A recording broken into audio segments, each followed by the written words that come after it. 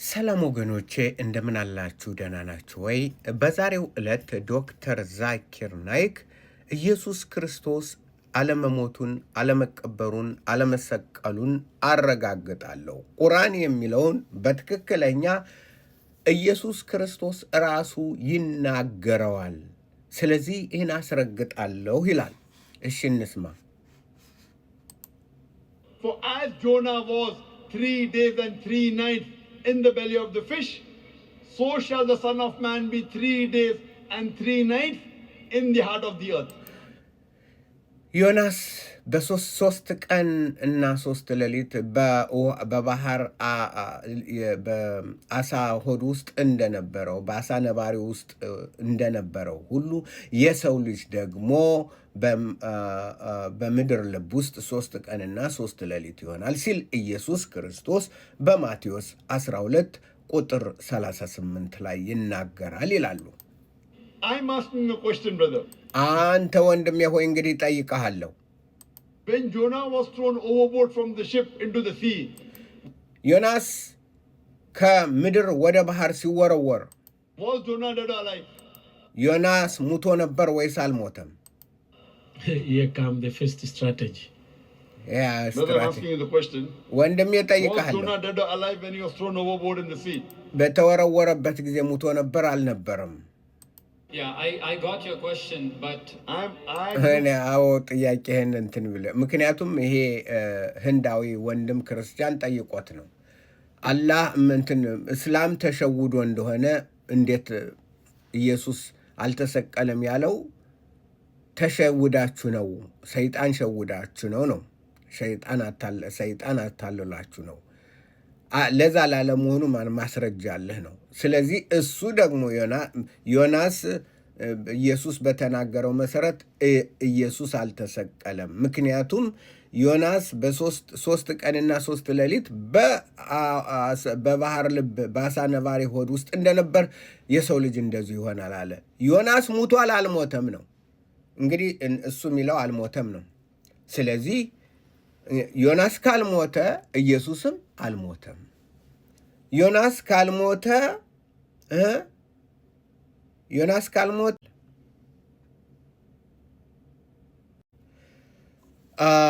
ወደ መጽሐፍ እንሂድና መጽሐፍ ላይ አነብላችኋለሁ። ዮናስ ነው የሚወስዳችሁ። ከዛ በኋላ ወደዚህ እንመጣለን። ሕዝቅኤል ላይ ኦኬ። ዮናስ ምን ይላል? ዮናስ እንትን የለም እንዴ? ኦኬ በቃ ዮናስ እንትን ልበልና ላምጣላችሁ። ዮናስ አይ ቲንክ ከፍቼው ነበር መስሎኝ ነበር፣ አልከፈትኩትም ማለት ነው። በጣም ይቅርታ። እና ዮናስን አብረን እናነባለን።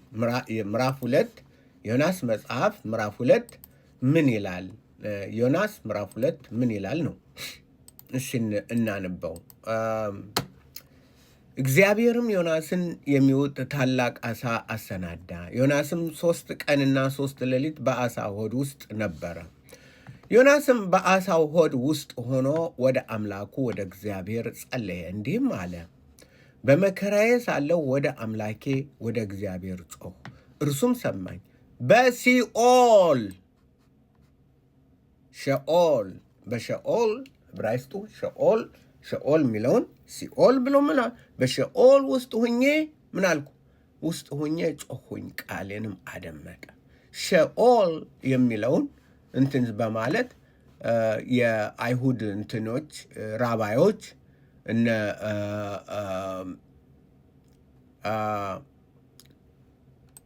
ምን ይሉታል?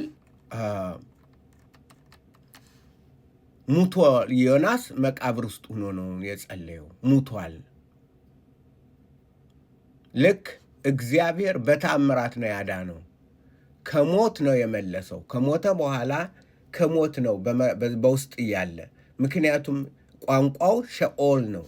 ሸኦል የሚለውን ቃል ሲተረጎም እንትን ልበላችሁና ሸኦል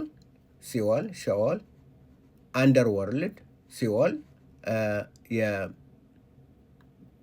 አንደርወርልድ በመሬት በታች የሆነ በመሬት ግሬቭ ሄል መቃብር ሲኦል the underground world መሬት ውስጥ ማለት ነው። ውስጥ ሄደ Sheol, the Old Testament, in the abode of the dead. በብሉይ ኪዳን የሙታን መኖሪያ ነው። እንደ ብሉይ ኪዳን ቋንቋ የምን መኖሪያ ነው? የሙታን መኖሪያ ነው።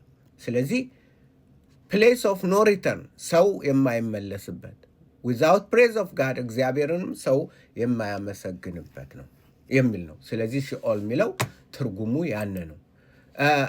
በተለይ ግን ሲኦል የሚለውን እንትን ለማለት 31 ልሄድ መጀመሪያ ሕዝቅኤል 31 ቁጥር 10 ነው። እሺ በጉድጓድ ውስጥ ወደ ጉድጓድ በወረዱ በሰው ልጆች መካከል ሁላቸው ለታችኛው ምድር የሚለው ሲኦል ነው፣ ለሞት አልፈው ተሰጥተዋል። በውሃ አጠገብ ያሉ ዛፎች ሁሉ እንትን እንዳይሉ እያለ ይናገራል። ቁጥር 10 ነው። እግዚአብሔርም ጌታ ቁመቱን እና በአጠቃላይ ይሄ ጉድጓድ ምናምን እያለ የሚናገረው በዕብራይስጥ በሲኦል ቁጥር 15 ጌታ እግዚአብሔር እንዲህ ይላል፣ ወደ ሲኦል በወረደበት ቀን ልቅሶ አለቀስኩ ብሎ ይናገራል። ወደ ሲኦል ይሄ በአጠቃላይ ሲኦል ነው የሚናገረው። የሲኦል ዴፊኒሽንን ደግሞ ምን ይላል?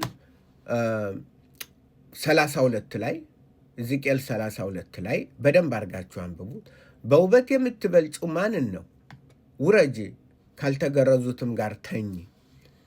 በሰይፍ በተገደሉት መካከል ይወድቃሉ፣ ለሰይፍ ተሰጥተዋል። እርሷንና ብዙዋን ሁሉ ጎትቱ።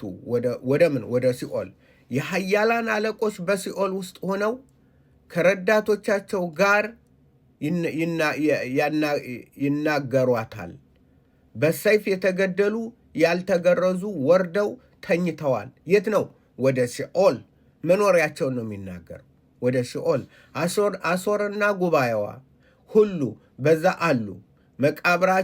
መቃብር የሚለውም ራሱ ሲኦል ነው። መቃብራቸውም በዙሪያቸው ነው። ሁሉም በሰይፍ ወድቀው ተገደሉ። መቃብራቸውም በጉድጓድ ውስጥ ነው፣ በሲኦል ውስጥ ነው፣ ክፍል ነው። ጉባኤውም በመቃብሯ ዙሪያ ነው። በሕያዋን ምድር ያስፈሩ ሁሉ በሰይፍ ወድቀው ተገለዋል። እነዚህ ሁሉ ምን ሆነዋል? የተገደሉ ናቸው፣ የሞቱ ናቸው።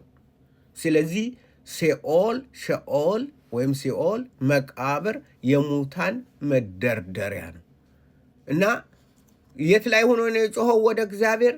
ሸኦል ውስጥ ሁኜ ነው ወደ እግዚአብሔር፣ በሲኦል ሁኜ ወደ እግዚአብሔር ጮኸ።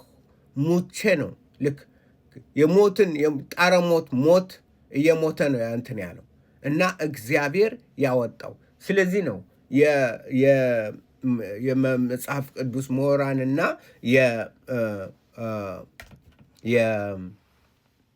የመጽሐፍ ቅዱስ ምሁራንና እንዲሁም ደግሞ ራባዮች በአጠቃላይ አይሁዶችም ክርስቲያኖችም ተስማምተው እንትን የሚሉት ሌላ ትርጉም የለውም። የሙታን ቦታ ነው፣ የሙታን መሰብሰቢያ ነው። ስለዚህ በዛ ውስጥ ሆኖ ሙተዋል። እነሱ ዝም ብሎ ላይ በላይ ነው። በምን እንደተደረገ የምናየው ነገር የለም፣ እንኳን የምናየው ነገር የለም። እግዚአብሔር ዮናስን እንዳመጣው ነው፣ ከሞት እንደመለሰው ነው፣ ከሞት እንዳስነሳው ነው። ልክ የክርስቶስ ምሳሌ የሆነው እሱ ነው። ምክንያቱም ሙቶ ተነስቷል። እግዚአብሔር እዛ ሰምቶታል። ኢየሱስም ሙቶ እግዚአብሔር ሰምቶታል፣ ተመልሷል። ስለዚህ እነዚህ አይናቸውን ጨፍነው ምናምን የሚሉትን አትስሙ። እስልምና የውሸት ሃይማኖት ነው። አላህ ውሸታም ነው። ወማ ቀተሉሁ ወማ ሰላቡሁም ወላኪን ሹበሀ ለሁም የሚለው አላህ ነው ብዥ ያለበት ራሱ አላህ ራሱ ብዥ ያለበት እና ሰዎችን ሁሉ አታለለ። ስለዚህ አትታለሉ። መጽሐፍ የሚለውን መርምረን እንወቅ፣ ቋንቋውን እንወቅ። ዝም ብለን እንትን አንበል። እንደዚህ አይነቶችን ማጋለጥ አለብን፣ መስራት አለብን።